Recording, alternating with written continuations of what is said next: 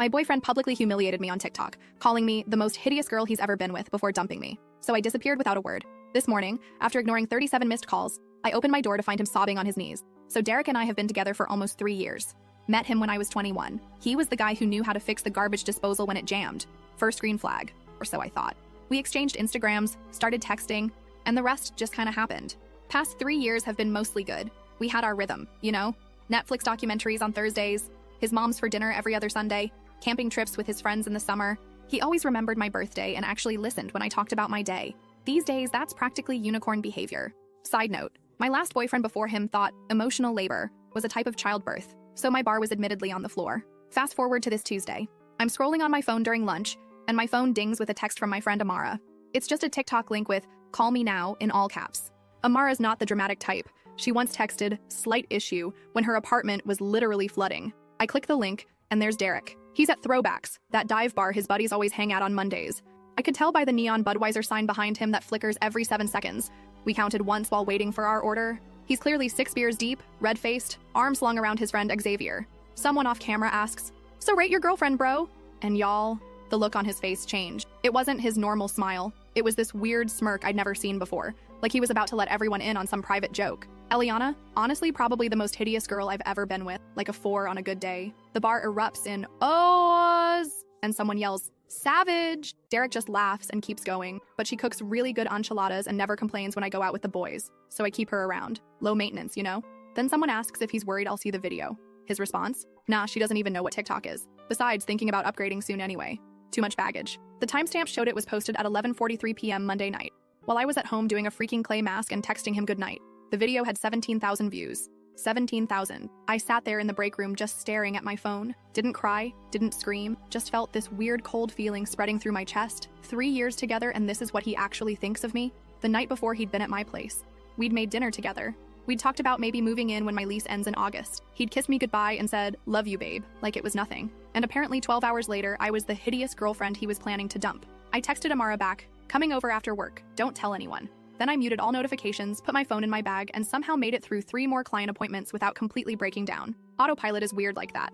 After work, I didn't go home. Went straight to Target, bought a cheap duffel bag, filled it with essentials, toothbrush, deodorant, phone charger, couple t-shirts, spent $47.16. The receipt is still in my wallet for some reason. Drove to Amara's apartment complex at 6:13 p.m. Sat in the parking lot for 20 minutes just staring at nothing, playing that video over and over in my head. I keep thinking about all the times Derek told me I looked beautiful. When I dressed up for his company Christmas party. When I was sick with the flu last winter. 3 weeks ago when we were at the beach and I was so self-conscious about wearing a bikini. All lies? Or just things you say when you're with someone?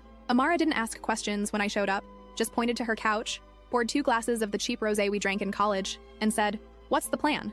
That's when I decided, I'm not giving him the satisfaction of a breakup conversation. No tears, no begging, no dramatic confrontation he can tell his bros about later. I'm just going to disappear. We spent that night making a checklist. Block Derek on everything, phone, Instagram, Twitter. Change all my passwords. He knew most of them. Call out from work for the rest of the week. Tell only my mom where I really am. By midnight, Derek had texted 7 times. Normal stuff at first. "Hey, what do you want for dinner, and you still coming over tonight?" By morning it was, "Where are you, and why aren't you answering?" By afternoon he'd called 12 times. Not one mention of the TikTok. Not one apology. Nothing. I stayed at Amara's Wednesday and Thursday. Binged all of Love Island. Trash TV is surprisingly therapeutic when your life is imploding. Cried in the shower so Amara wouldn't hear. Ordered too much Uber Eats because neither of us felt like cooking. Friday morning, Amara went to my apartment to grab more of my clothes. Said Derek had clearly been there. Empty energy drink cans on the counter, his jacket thrown over my couch. He'd left a note taped to my door. "Call me, we need to talk." Still nothing about why we might need to talk. Like I'm supposed to just not know about the video. The TikTok mysteriously disappeared from his account on Thursday night. Too late though. It had already been screen recorded and was making rounds in our friend group. My phone was blowing up with, "Are you okay?" texts from people I haven't talked to in months. Weekend was a blur of ignoring calls from unknown numbers. Derek using his friends' phones once he realized I'd blocked him, and jumping every time someone knocked on Amara's door. Margaret from my old community college group chat sent me screenshots of Derek's Instagram stories. Vague posts about missing someone and biggest mistake of my life, with sad song lyrics. Classic damage control. Sunday night, 26 missed calls. Monday morning, 32. I finally went back to work on Monday. My manager hugged me when I walked in. Apparently the video had made it to her FYP too. Told me to take another day if I needed it. I said no, I needed normal. Needed to focus on something other than the dumpster fire that was my relationship. Derek showed up at the salon during my lunch break. I hid in the supply closet while my coworker told him I wasn't there. Heard his voice, That familiar low rumble I used to love, through the door. Sounded tired? Good. By Tuesday morning, exactly 1 week since I'd seen the video, the missed call count was at 37. His latest text just said, please. I needed to swing by my apartment for my mail, had a package that needed signature. Figured 8 a.m. was safe since Derek usually leaves for work at 7:30. I was wrong. I unlocked my door and there he was, sitting on my welcome mat, the one he gave me that says, home is where the Wi-Fi connects automatically. He looked up when he heard my keys. Y'all, the man was a wreck. Hadn't shaved, dark circles under his eyes, wearing the same Metallica shirt he'd had on in his Instagram story from 2 days ago. When he saw me, he literally crumpled. Not in a fake dramatic way, like his body physically gave out. On his knees, tears immediately streaming, saying my name over and over. I just stood there, keys still in hand, felt nothing, then everything, then nothing again. Eliana, please, I'm so sorry. I don't know why I said those things. I was drunk, the guys were pressuring me. I never meant any of it, please just talk to me. I cut him off. I saw what you really think of me. There's nothing to talk about. Stepped around him like he was a piece of furniture. Got my mail, walked back to my car. He followed me to the parking lot, still crying, still begging. Got in my car, locked the doors, drove back to Amara's. He called 5 more times before I even made it across town. So that brings us to now. It's been exactly 8 days, 4 hours, and 22 minutes since I saw that video. Since I realized the person I trusted most in the world sees me as a convenient placeholder until something better comes along. I don't know what happens next. Part of me, a small stupid part, misses him. Misses the routine. Misses believing I was loved. I keep replaying his words from the video. Hideous. Upgrade. So casual. So cruel. 3 years together and that's what I'm worth? We'll update when there's more to tell. For now, I'm just taking it one day at a time. First update. Y'all remember me? The girl whose boyfriend of 3 years called her hideous on TikTok and then had the audacity to act shocked when she disappeared? Yeah, that's still me, unfortunately. First of all, thank you for all the support on my last post. It's been exactly 17 days since I saw that video, and 9 days since Derek showed up crying on my doorstep. Let me tell you, things have gotten weird. So after I left Derek in the parking lot that morning, Tuesday 8:43 a.m. according to my car's timestamp, I drove straight back to Amara's place in full zombie mode. The whole drive, my phone kept lighting up with calls. Derek had apparently moved on to using his mom's phone to reach me, which is a special kind of desperate. When I got back to Amara's, I just sat in her kitchen staring at the faded, live laugh tequila magnet on her fridge. I couldn't cry anymore. It was like my emotions had finally reached their data limit for the month. Amara came home from her shift around 2 p.m. and found me in the exact same position, still in my coat. She just sighed, handed me a White Claw from the fridge, lime, the superior flavor, and said something that actually made me think. She asked if I'd been noticing red flags with Derek all along, but had just been filtering them out. At first, I was defensive. Derek and I had a good relationship. He remembered my birthday. He watched The Bachelor with me even though he hated it. He never complained when my hair clogged the shower drain. The bar is literally in hell these days, and I thought he was clearing it with room to spare. But then, Amara started asking specific questions. Did Derek ever make jokes about my appearance before? Well, there was that time he said my favorite jeans made me look kind of wide, but in a cute way. And when I got highlights last summer, he asked if the salon meant to make them that brassy. And he did have a weird habit of pointing out celebrities he found attractive. Always the super thin, no makeup types who look nothing like me. Did Derek support my goals? I mean, he said he was proud when I got promoted last year, but also suggested maybe I shouldn't take it because the stress might be too much. When I talked about maybe going back to school someday, he always changed the subject to how expensive it would be. Did Derek have equal standards for our relationship? Thinking about it? Not really. If I was 15 minutes late meeting him, I'd get a series of increasingly annoyed texts, but he could cancel plans last minute to hang with the boys, and I was supposed to be cool with it. By the time we finished our White Claws, I had this sinking feeling in my stomach. The TikTok wasn't some bizarre out-of-character moment. It was just the first time I'd seen what had been there all along, without the filter of wanting to believe we were perfect. That night, Derek escalated to a new level. At exactly 9:17 p.m., Amara's doorbell rang. We both froze like we'd been caught committing a crime. Through the peephole, Derek, holding the saddest-looking grocery store flowers I've ever seen. Amara went full mama bear mode. She opened the door just enough to block the view inside and told him I wasn't there. I could hear his voice cracking as he begged her to just let him talk to me for 5 minutes. Said he hadn't slept in days. Said he'd lost 7 pounds. Said he'd do anything to fix this. After Amara finally got him to leave, she found a handwritten letter he'd slipped under the door. 8 pages. 8. Front and back. I have to admit, I read it twice. It was a lot. Tear stains on the paper. Promises to spend the rest of my life making this up to you. Explanations about how he was drunk, how his friends were peer pressuring him, how he'd been having a bad day at work. Classic deflection bingo. But one line actually got to me. I said those horrible things because I'm insecure and afraid you'll realize you're too good for me. For about 20 minutes, I actually considered calling him. That's how messed up my brain was. Like, he humiliated me publicly, and I was feeling bad for him. Thankfully, Amara's Wi-Fi chose that exact moment to crash. Classic Thursday night Xfinity outage. So we couldn't even stream anything. Instead, we ended up going through old photos on my phone, and that's when I had my first real epiphany. In literally every picture of Derek and me together from the past year, I'm looking at him with this big smile, and he's either looking at his phone or off to the side or making some stupid face. Not a single one where he's looking at me the way I'm looking at him. How did I never notice that before? Friday morning brought a new development. My brother Miguel called to tell me that Derek had shown up at his apartment at 7 a.m., asking if he knew where I was. Miguel, being the overprotective brother he is, told Derek that if he came by again, they'd be having a different kind of conversation. Dramatic, but I appreciate the sentiment. By that point, I was actually starting to feel smothered by all of Derek's attempts to contact me. It wasn't romantic. It was uncomfortable. So I did something I'd been avoiding. I drafted a text. Simple, direct. No room for misinterpretation. I need space. Please stop contacting me, my friends, and my family. I'll reach out if I'm ready to talk. Sent it at 10:22 a.m. Immediately turned my phone off for 3 hours because I couldn't handle seeing his response. When I finally checked again, there were 5 paragraphs waiting for me. The gist? He understood. He'd respect my boundaries. He'd wait forever if that's what it took. Followed immediately by 3 more texts asking when forever might end, and if we could please just meet for coffee next week. So much for respecting boundaries. The weekend was actually peaceful. Amara's roommate Margaret was out of town visiting her parents, so we had the place to ourselves. We ordered in, did face masks, watched all 3 Magic Mike movies. For the plot, obviously. And I went a full 24 hours without checking my phone. It felt like coming up for air after being underwater. Sunday night, though, things took another turn. I was scrolling through Instagram before bed. Bad habit, I know, when I saw it. Derek had posted a video. Not just any video. A public apology. To me. Tagged me in it and everything. 4 minutes and 27 seconds of him sitting in his car, looking directly at the camera with red-rimmed eyes, telling everyone who saw that horrible TikTok how sorry he was, how much he regrets hurting the most beautiful person inside and out that he's ever known, and how he's learning to be a better man. The comments were a mess. Some people praising him for taking accountability. Barf. Others calling him out for making my humiliation about him again. His buddy Xavier commenting, "Stay strong, bro," like Derek was the victim here. I couldn't sleep after that. Kept thinking about how even his apology was public. Even his supposed rock-bottom moment was carefully filmed, probably with multiple takes, posted at optimal engagement hours, 8 p.m. on a Sunday. Monday morning, I decided I needed to go back to my own apartment.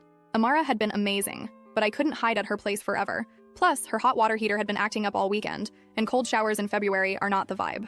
As I was packing up my duffel bag, my phone pinged with a Venmo notification. Derek had sent me $300 with the note, "For the anniversary dinner we'll never have." Our 3-year anniversary would have been next week.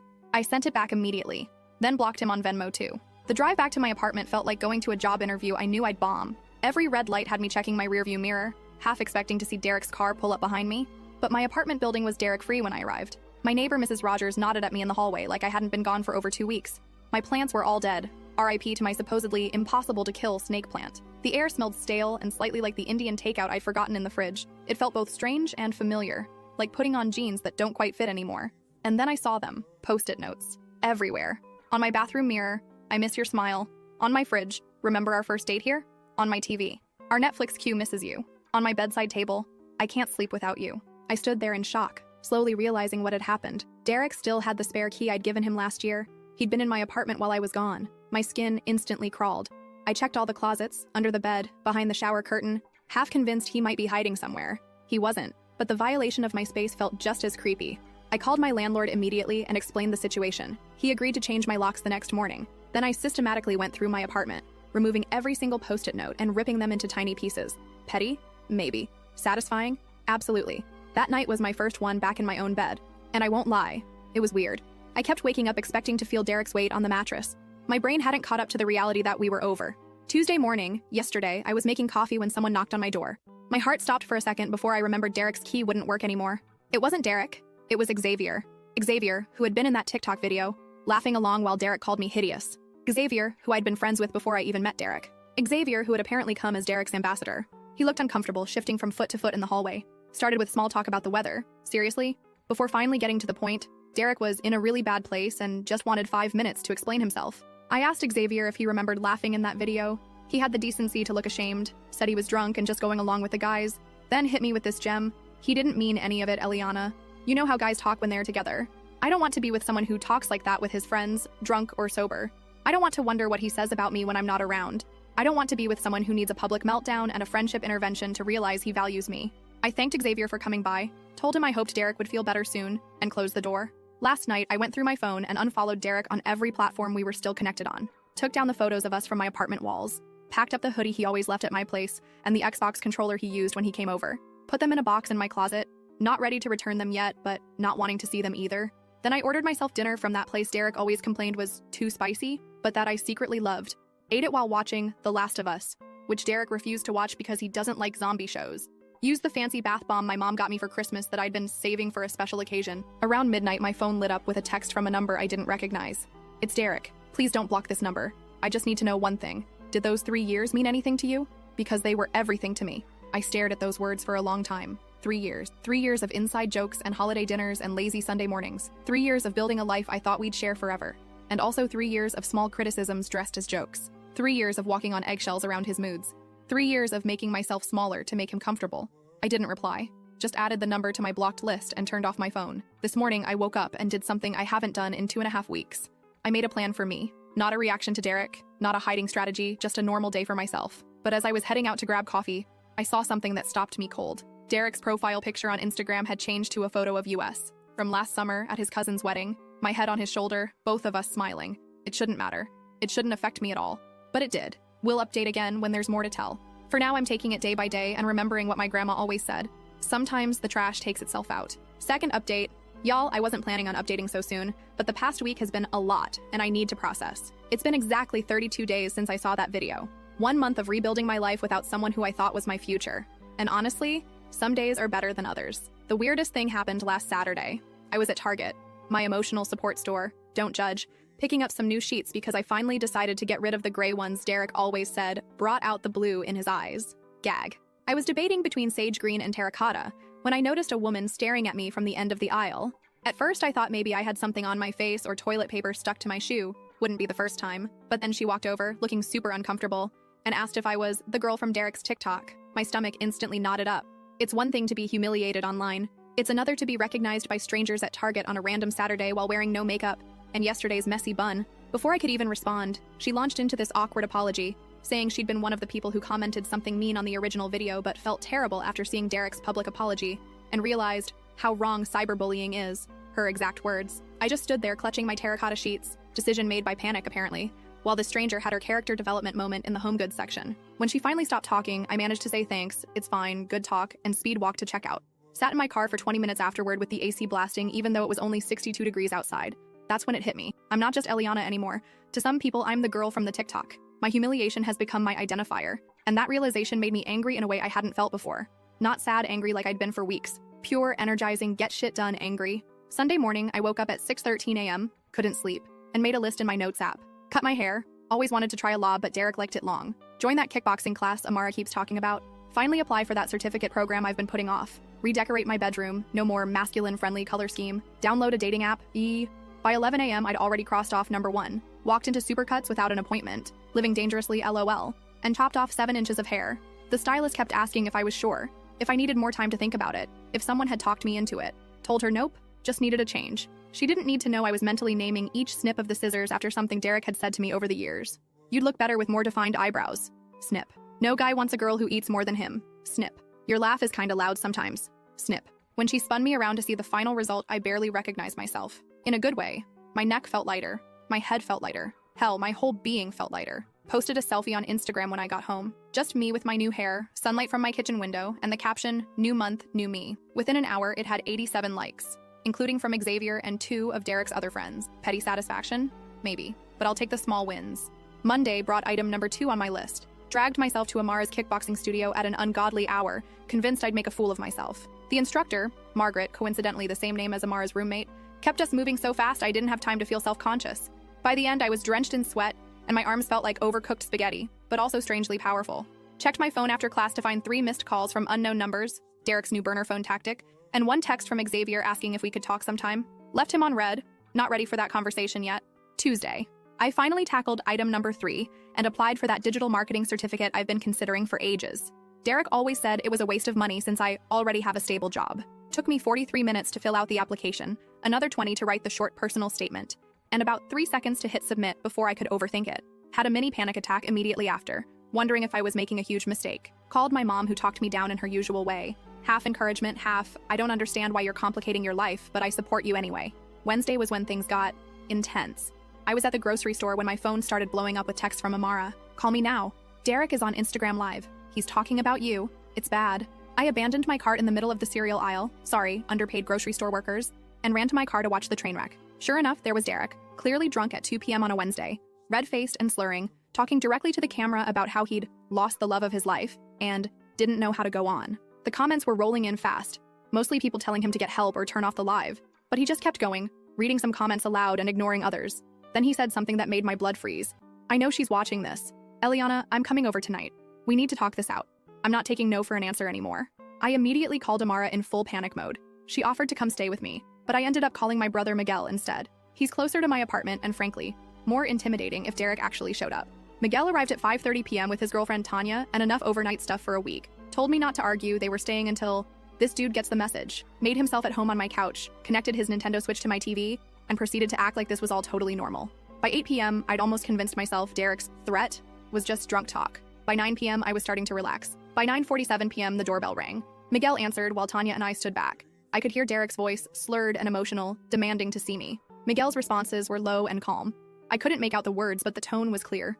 After about 5 minutes, I heard my door close. Miguel came back looking annoyed but calm. Said Derek had finally left after Miguel convinced him this wasn't a good time. Understatement of the year. Also mentioned that Derek looked rough and smelled like he'd bathed in Jack Daniels. I slept terribly that night, jumping at every sound outside my window. Kept thinking about how different things were just 5 weeks ago, when I still believed Derek was the one, when I still thought I knew him. Thursday morning, I woke up to a text from a number I didn't recognize. This is Derek's mom. I'm worried about him and don't know what to do. He won't eat, barely sleeps, lost his job yesterday for showing up drunk. I know you don't owe him anything, but please call me. Talk about emotional manipulation. She'd always done this. Treated Derek like he couldn't possibly handle consequences, swooping in to fix everything. One of many red flags I'd ignored.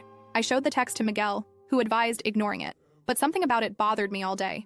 Not guilt exactly, but a nagging feeling that this situation was spiraling beyond what I'd intended.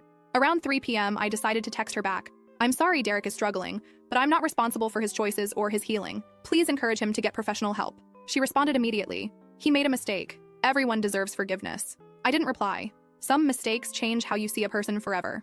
That evening, something unexpected happened. I was scrolling through TikTok, glutton for punishment, I know, when I saw a video from someone I didn't follow. It was one of those story time TikToks, and the caption made my heart stop.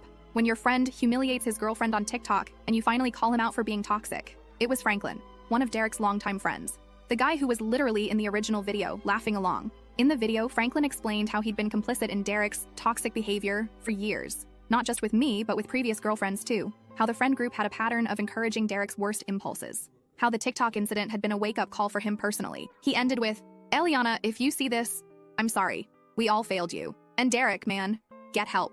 This isn't about winning her back. This is about becoming someone who would never hurt her in the first place. I watched it 7 times. Sent it to Amara, who responded with, holy shit, and nothing else for a full 10 minutes. Then Franklin DM'd me on Instagram. Hey, hope that video didn't make things worse. Just couldn't stay silent anymore. No pressure to respond. I sat with that for a while. Appreciated that he didn't expect a response. Finally wrote back, thanks for speaking up. Better late than never. We ended up having a surprisingly honest conversation. He told me Derek had been spiraling hard since I left. Drinking daily, getting into fights, alienating friends. Said the friend group was divided between those enabling him and those trying to get him help. Franklin also confirmed something I'd suspected. This wasn't the first time Derek had spoken about me that way. Just the first time it was recorded. That hit different.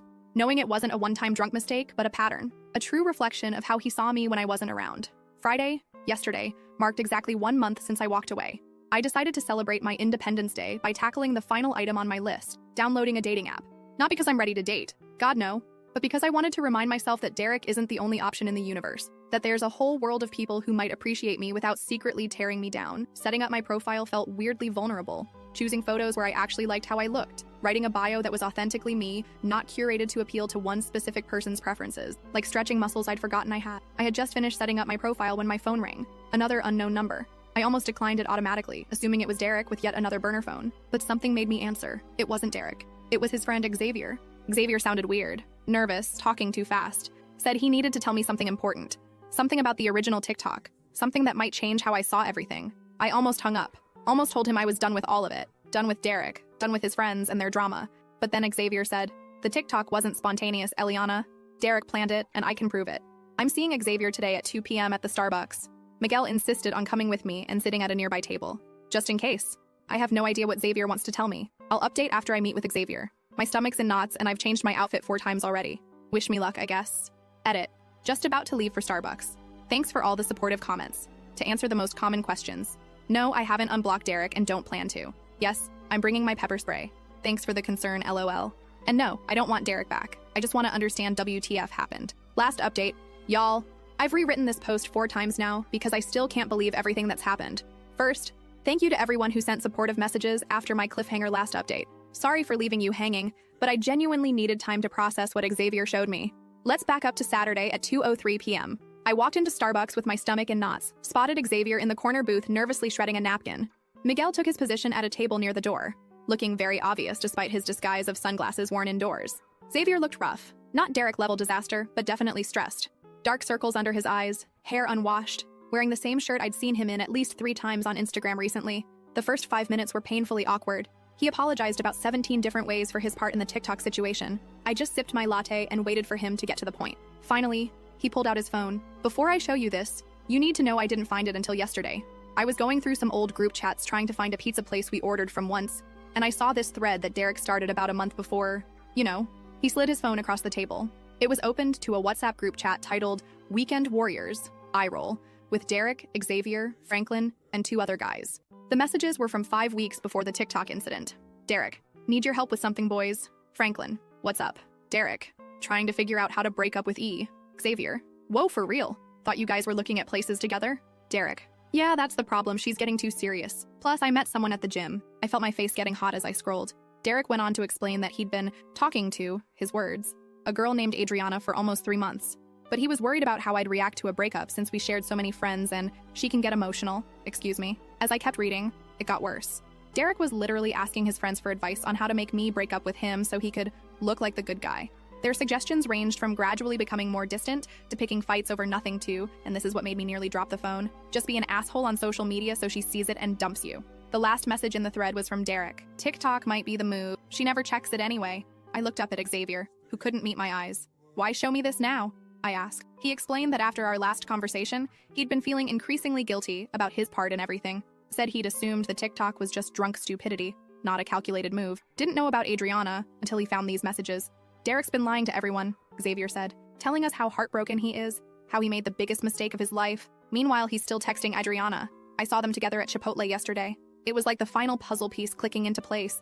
The TikTok wasn't a drunken mistake, it was deliberate. Just a plan that backfired when I disappeared instead of confronting him. I sat there for a moment, trying to process the fact that not only had Derek intentionally humiliated me online, but he'd done it to escape our relationship and be with someone else. And now he was playing the devastated boyfriend role to save face with everyone. I thanked Xavier for showing me the truth, then walked out of Starbucks with Miguel trailing behind asking 70 questions I wasn't ready to answer.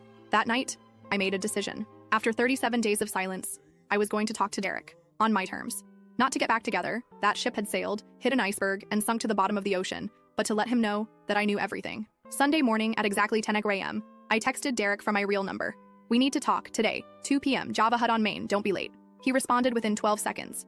I'll be there. Thank you, Eliana, I love you. Spoiler alert, he does not in fact love me. I spent the next 3 hours oscillating between absolute certainty and complete panic. Changed my outfit 4 times. Practiced what I wanted to say in the mirror like I was preparing for a job interview. Called Amara twice to talk me off the ledge. Arrived at Java Hut 20 minutes early to secure the corner table with my back to the wall. Tactical positioning. Ordered a chai latte I had zero intention of actually drinking. Derek walked in at 1:58 p.m., scanning the cafe until he spotted me. He looked better than I expected. Showered, shaved, wearing the blue button down I'd given him. For a split second, my heart did that familiar flip it always did when I saw him. Then I remembered the WhatsApp messages. He reached for a hug, which I avoided by gesturing to the chair across from me. His face fell, but he sat down, launched immediately into what sounded like a rehearsed speech about how sorry he was, how much he missed me, how the past month had been the worst of his life. I let him talk for exactly 2 minutes. Then I placed my phone screen up between us, open to the screenshots Xavier had sent me of the group chat. So, who's Adriana? I asked. The look on his face, y'all. It was like watching someone get hit with a taser. His mouth opened and closed like a fish gasping for air. Xavier shouldn't have. Just tell me the truth, Derek, for once. The next 20 minutes were illuminating. Once he realized he was caught, the apologies stopped, and the excuses started. Adriana was just a friend at first. Sure, Jan. He'd been confused about our relationship for months. He thought 3 years was too long to be with one person in your 20s. The TikTok was stupid, but he never thought I'd see it. I panicked when you disappeared, he admitted. I realized I'd made a huge mistake. Adriana wasn't worth losing you over. That's when it clicked. He wasn't devastated about hurting me. He was devastated about looking like the bad guy, about losing control of the narrative, about everyone knowing what he'd done. I took a sip of my cold chai and said the words I'd been practicing all morning. I'm not here to get back together, Derek. I'm here to tell you that I know everything, and I'm done. Don't contact me, my friends, or my family again. We're over. His eyes welled up with tears that I'm now 99% sure were performative. But I love you, he said. We can fix this. I'll do anything. If you loved me, you wouldn't have spent 3 months planning how to humiliate me so you could be with someone else. I stood up, gathering my purse and jacket. That's when he played his final card, one I wasn't expecting. I broke the lease on my apartment, he blurted out. I've been staying with my mom. I thought we'd be moving in together next month like we planned. For a brief, insane moment, I felt guilty. Like I was the one ruining his life. Then I remembered the cold calculation of those messages, planning exactly how to break my heart in the most public way possible. You should call Adriana, I said. I'm sure she has room at her place. And then I walked out.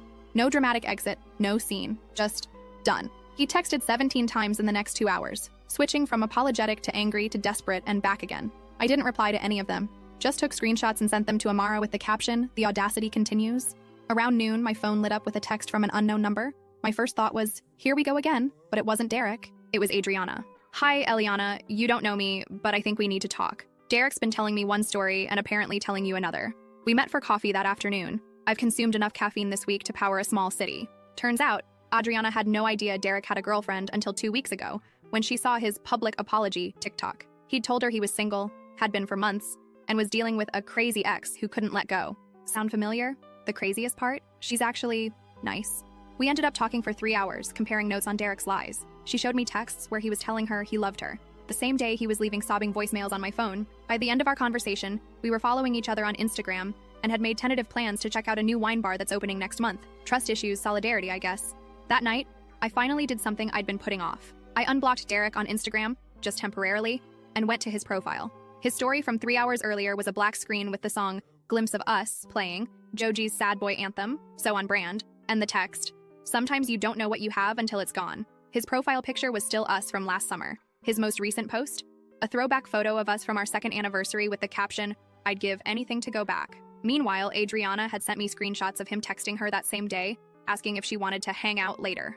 I've never felt more certain of a decision in my life. Yesterday marked exactly 40 days since I discovered the TikTok. 6 weeks of pain, anger, confusion, and finally, clarity. I officially blocked Derek on every platform, changed my number this morning, told my landlord under no circumstances should he ever be allowed into the building. And then I did something just for me. Remember that digital marketing certificate I applied for? I got accepted yesterday. Classes start next month, paid the deposit with money I'd been saving for the apartment Derek and I were supposed to share. Last night, Amara, Miguel, and a few other friends came over for an impromptu goodbye Derek party. We ordered pizza, drank cheap wine, and took turns reading the increasingly desperate texts he'd sent over the past weeks. Toxic, I know, but also weirdly cathartic. At one point, Miguel asked if I was sad about wasting 3 years with Derek. And the thing is, I'm not. Those years weren't a waste. They were a lesson about red flags I'll never ignore again, about my own resilience, about the kind of relationship I actually deserve. This morning, I woke up to a notification that Derek had tagged me in a new Instagram post. My finger hovered over the view button for about 3 seconds before I realized I don't care what it says. His words have no power over me anymore. Instead, I deleted the notification, made my coffee, and sat on my balcony watching the sunrise. So I guess this is officially the end of this saga, y'all. Edit. People are asking if I'm worried Derek will see this post. Honestly, part of me hopes he does. Let him read how thoroughly he failed at controlling this narrative. Let him see that his hideous ex is thriving without him. And to any other girls out there dealing with your own Dereks, you deserve better, and better exists. Trust me.